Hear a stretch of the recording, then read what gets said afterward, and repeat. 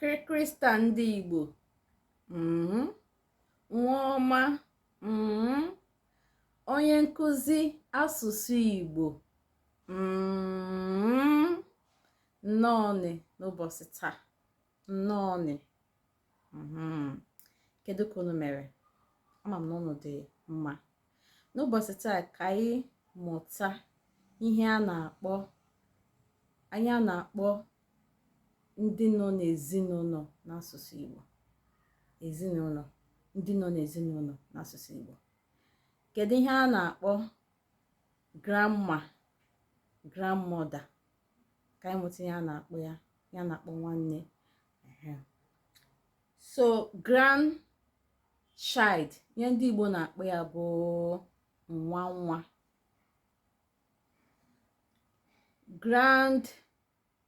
Great grandchildren, ihe ndị Igbo na-akpọ ya bụ ụmụ ụmụ. Ọgọ bụ in-law. Ọgọ m nnọọ, my in-law, you are welcome. Nwa nwanyị, that is daughter. Nwa nwanyị, daughter. Okay, nwa nwoke, son. Nwa nwoke, son. Tia na bekee, mkpọrọ gị ihe ọ bụ na asụsụ Igbo. Kedu ihe ndị Igbo na-akpọ grandfather? Nna nna ma ọ bụ nna ochie. Grandmother, nne nne. Uncle ma ọ bụ auntie, nwanne nne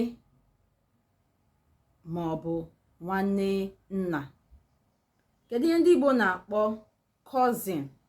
Nwa nwanne, nwa nwanne nne ma ọ bụ nwa nwanne nna.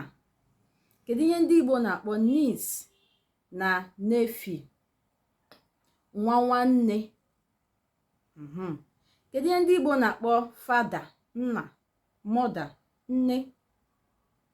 Kedu ihe ndị Igbo na-akpọ sibling? Nwanne.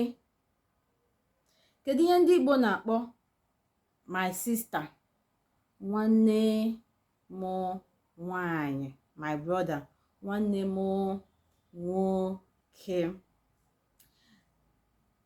Husband bụ di, wife bụ nwunye. Nwunye, na-asọpụrụ di gị. Ọ bụ isi sekpụ ntị n'asụsụ na omenala Igbo. Kedu ihe bụ nne di? Nne di bụ mother-in-law. Nne di, mother-in-law. Nne nwunye, ọ bụkwa mother-in-law. Okay. Sister-in-law bụ ụmụ nwanyị nwanne di gị. Ụmụ nwanyị nwanne di gị. Ụmụ nwanyị nwanne di gị. Okay. Ngwanụ ka o mesịa.